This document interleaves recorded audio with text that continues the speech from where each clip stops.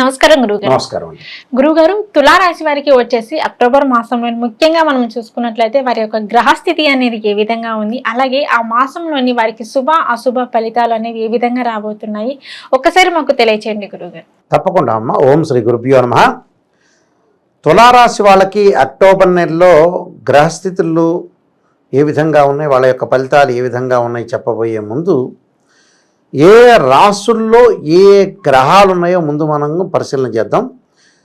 వృషభంలో గురువు, మేనంలో రాహు, కుంభంలో శని, కర్కాటకంలో కుజుడు, కన్యారాశిలో కేతువు, రవిగ్రహము కన్యా తులారాశుల్లో సంచారం చేయటం, తులలో బుధుడు, తులా వృశ్చిక రాశిలో శుక్రుడు యొక్క సంచారం. ఇది గ్రహస్థితి అక్టోబర్ నెలలో.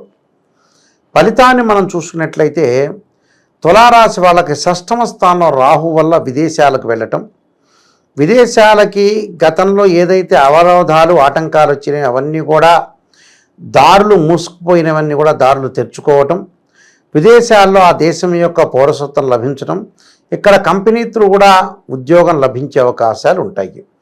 షష్టమంలో రాహు వల్ల శత్రువు నుండి లాభాలు, శత్రువులు మిత్రులుగా మారటం, లాభాలు, భూములు, ఇండ్లు, అపార్ట్మెంటు తదితర స్థిరాస్తులు కొనుగోలు ప్రయత్నాలు అనుకూలించటం, ప్రయత్నం చేసే ప్రతి పని కూడా బుద్ధి బలంతో శక్తియుక్తులతోటి ధైర్యంగా ముందుకు వెళ్ళి లాభాల బాటలో ఉండటం, విద్యా విషయంలో కూడా అదృష్టం కలిసి రావటం, శరీరం ఆరోగ్యం బాగా ఉండటం జరుగుతుంటుంది.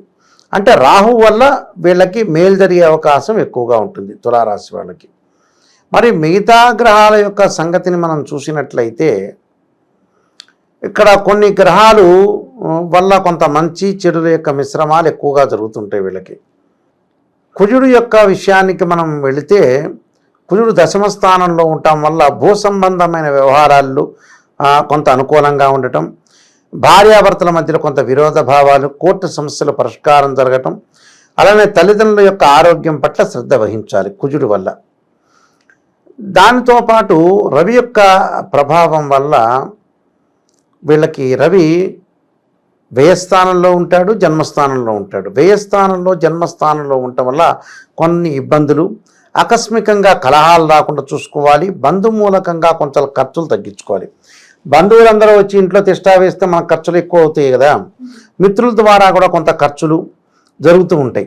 అలాంటి ఖర్చుల్ని మనం తగ్గించుకొని ముందుకు వెళ్ళాలి. అంటే మనకి రవిగ్రహం పెద్దగా అనుకూలంగా లేదు. ఉద్యోగ భద్రత కూడా అవసరం.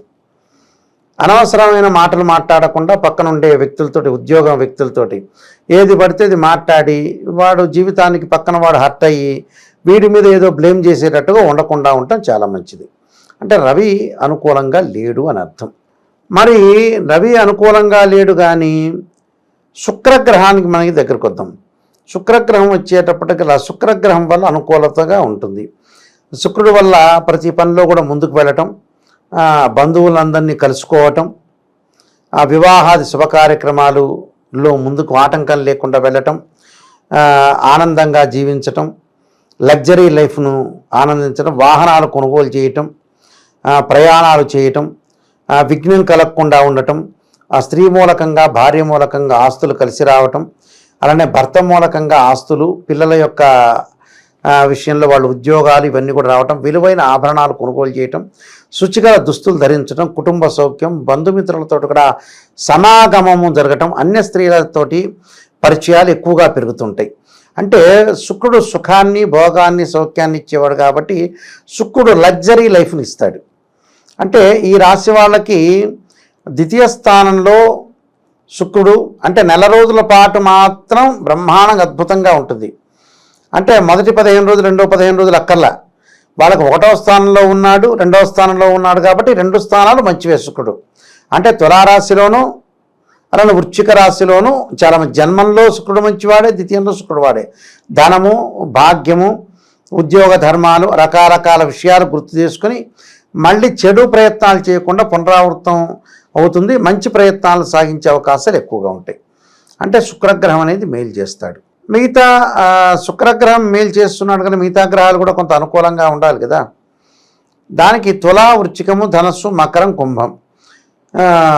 కుంభం వల్ల కుంభంలో శని ఉన్నాడు, వక్రగతిలో ఉన్నాడు. వక్రగతిలో ఉండటం వల్ల తల్లి యొక్క ఆరోగ్యము, వాహనాలు ప్రయాణం చేశారు, 2 వీలర్ కానీ 4 వీలర్ కానీ ప్రయాణాల విషయంలో కానీ, విలువైన ఆభరణాలు కొనుగోలు చేయటంలో కానీ, అలానే కాళ్ళు చేతులకు సంబంధించిన వ్యాధులు రాకుండా, కాళ్ళ నొప్పులు ఒళ్ళు నొప్పులు రాకుండా కొద్దిగా ఆ విషయంలో కొద్దిగా జాగ్రత్త పడటం మంచిది. అంటే ప్రతి విషయంలో కూడా కొన్ని విషయాలు ప్రత్యేకంగా శ్రద్ధ చూపించాలి. ప్రతి నెలలో కూడా తప్పదు. అపశృతులు విఘ్నాలు కలగకుండా చూసుకోవాలి.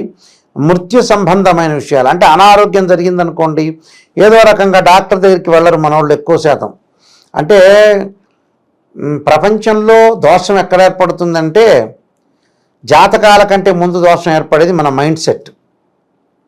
ఆ మైండ్ సెట్ నడిపించేది జాతకం. అంటే మనం డబ్బులు ఖర్చు చేసేదాన్ని ఖర్చు చేయకపోవటమే లోపం, పెద్ద డిజాస్టర్ అని మనం సినిమాని అనుకుంటాం. కానీ మెయిన్ డిజాస్టర్ ఏంటంటే అదే డిజాస్టర్. అంటే ఒక మ్యారేజ్ బ్యూరోకి వెళ్ళామనుకో, ఎందుకులే మా అమ్మాయి పెళ్లి చేయటం మా అబ్బాయి పెళ్లి చేయటం అని 40 ఏళ్ళు గడుపుతూ ఉంటారు. వాడికి ఆ మ్యారేజ్ బ్యూరో 10,000 5,000 ఇవ్వాలనే ఉద్దేశంతో ఆగిపోతుంటారు. చివరిలో వచ్చేటప్పుడు 40 ఏళ్ళకి పెళ్లి చేయాలని ఆతృత పడుతుంటాడు. ఒకరి దగ్గర డబ్బు ఉంటుంది 20 లక్షలు 30 లక్షలు, వాడు వడ్డీలకు ఇస్తుంటాడు. వాడు ఇల్లు కట్టుకోడు, పక్కన వాడు సలహా చెప్పినా ఇల్లు కట్టుకోడు. ఆ 20 లక్షలు పోయిన తర్వాత మళ్ళీ జ్ఞానోదయం వస్తుంది. జ్ఞానోదయం రాని వ్యక్తులను కూడా నేను చూశాను. ఇలాంటి వ్యక్తులు కూడా చాలామంది ఉంటారు ప్రపంచంలో. ఇవన్నీ ఏంటంటే కొంత మైండ్ సెట్ మార్చుకొని ముందుకు వెళ్ళాలి. మైండ్ సెట్ మార్చుకోలేదనుకోండి చాలా ఇబ్బందికరమైన వాతావరణం ఎక్కువగా ఉంటాయి. దీని తర్వాత కుజుడి యొక్క ప్రభావం ఎలా ఉండబోతుంది అంటే దశమ స్థానంలో కుజుడి యొక్క ప్రభావం. దశమ స్థానంలో కుజుడి యొక్క ప్రభావం అంటే భూ సంబంధమైన వ్యవహారాల్లో కోర్టు సమస్యల్లో కొంత కేర్ తీసుకోవాలి. కేర్ తీసుకోవాలంటే ఏమిటి? గుడ్డిగా వెళ్ళటం మన వాళ్ళకి ఎక్కువ అలవాట. అంటే మోసం చేసేవాడు ఏం చేస్తాడంటే చాలా మెస్మరైజింగ్ చేస్తాడు. వాడు ఎలా లోపరుచుకోవాలని చూస్తుంటాడు. వీళ్ళు ఏంటంటే పాపం ఆ మోసపోయేవాడిని బాగా ఇష్టపడతారు. జనాలకు ప్రీతికరం ఎవరంటే మోసపోయేవాడే భగవంతుడి కంటే. మోసం చేసేవాడిని మహా ఇష్టం, మహా లైక్ చేస్తాడు.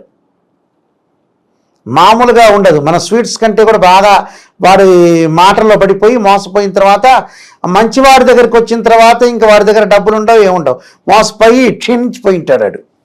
అలాంటివి మానవుడి యొక్క ధర్మం. అయితే భూ సంబంధమైన వ్యవహారాల్లో కూడా ఏదన్నా ఇల్లు అమ్మేవాడు మంచివాడు కరెక్ట్ నిర్ణయం చెప్పాడు, వాడి మాట విన్నాం మనం. మనకి విశ్వసనీయత కోల్పోతాం, విశ్వసించం మనం. మెత్తగా మాటలు చెప్పేవాడి దగ్గర విశ్వసించడం అనేది ఎక్కువ ఉంటుంది. వాళ్ళు లేనిపోని విషయాలు చెబుతారు. బిల్డర్ దగ్గర, తర్వాత ఇల్లు కన్స్ట్రక్షన్ దగ్గర కొన్ని మోసాలు జరిగే అవకాశాలు ఉంటాయి.